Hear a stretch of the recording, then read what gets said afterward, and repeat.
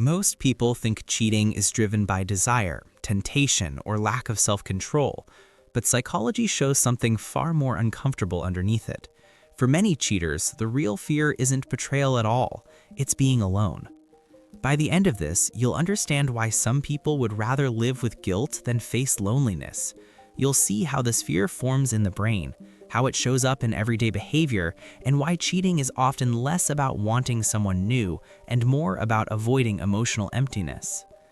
At a basic level, humans are wired for connection. Our brains treat social bonds as survival tools, not optional extras. When someone feels emotionally alone, the brain reacts with stress signals similar to physical danger. For some people, that fear becomes stronger than their moral discomfort about betrayal. Cheaters are often not fearless risk-takers. In many cases, they are deeply afraid of emotional isolation. Betrayal feels wrong, but loneliness feels unbearable. The brain will often choose the option that reduces immediate emotional pain, even if it creates long-term damage. Psychology explains this through the brain's threat system. Loneliness activates areas linked to fear, rejection, and survival. Cheating, on the other hand, often activates reward systems tied to relief, validation, and reassurance. The brain doesn't label actions as right or wrong in those moments. It simply looks for relief. This is why many cheaters don't plan to leave their relationship. They want to keep their partner and add another source of emotional security. It's not about replacing one person with another. It's about reducing the risk of feeling alone. You can see this pattern in everyday life. Some people stay in unhappy jobs not because they love the work, but because they fear being without structure. Others stay in draining friendships because silence feels worse than discomfort. Cheating often follows the same emotional logic. Another key factor is how people learned to cope with loneliness early in life. If someone grew up feeling emotionally unseen or unsupported, they may have learned that being alone feels unsafe. As adults, their brain still reacts to emotional distance as a threat. When intimacy fades or conflict increases in a relationship, that old fear gets triggered. Instead of addressing it directly, some people look for external reassurance. Cheating becomes a way to quiet the fear without having to face it. This is also why many cheaters feel intense anxiety about being discovered. It's not only fear of consequences, it's fear of abandonment. Losing the relationship means being forced into the loneliness they were trying to escape. Here's a question worth sitting with. Have you ever noticed how some people cannot tolerate being single, even briefly? They move from one relationship to another without pause.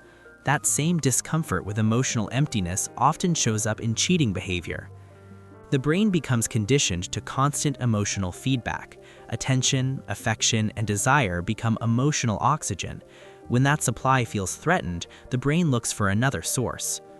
Cheating often happens during emotionally vulnerable moments, not moments of confidence. Stress, conflict, boredom, grief, or feeling unappreciated can all increase the fear of emotional isolation. The behavior isn't driven by confidence, it's driven by insecurity. There's also a powerful illusion at play.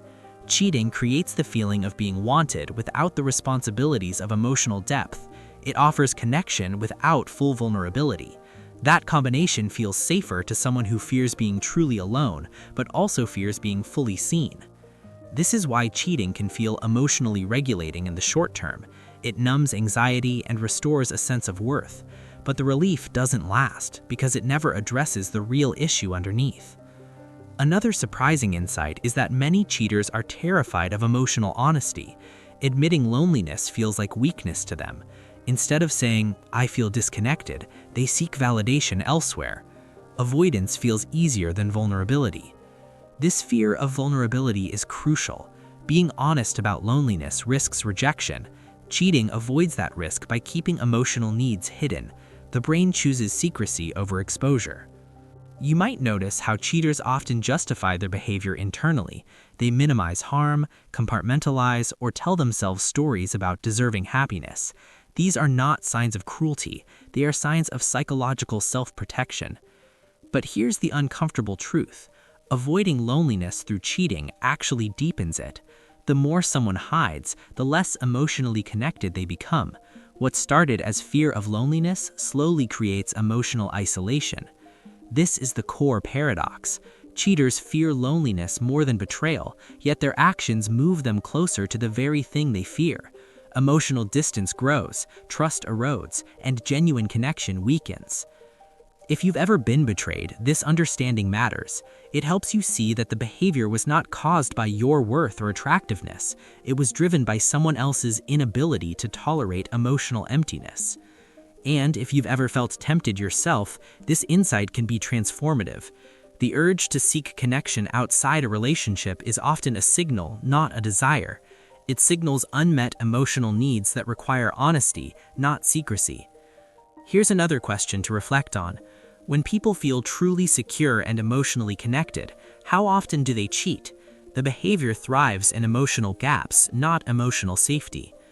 This doesn't excuse betrayal. Understanding is not the same as approval, but understanding gives you power.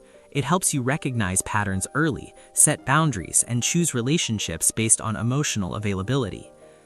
Loneliness is one of the most powerful emotional forces in human behavior. When people don't know how to sit with it, they look for shortcuts. Cheating is one of the most damaging shortcuts there is. The deeper solution is not more attention, more partners, or more distraction.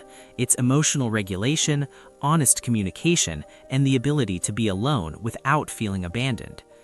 If there's one thing to take away from this, it's this. Cheating is often not about wanting more love. It's about fearing the absence of it. Understanding that can change how you see betrayal, relationships, and even your own emotional patterns. If this perspective resonated with you, take a moment to reflect on where fear might be driving behavior in your life. You're welcome to share your thoughts in the comments. And if you want more psychology-based insights that help you understand human behavior without judgment, consider liking and subscribing.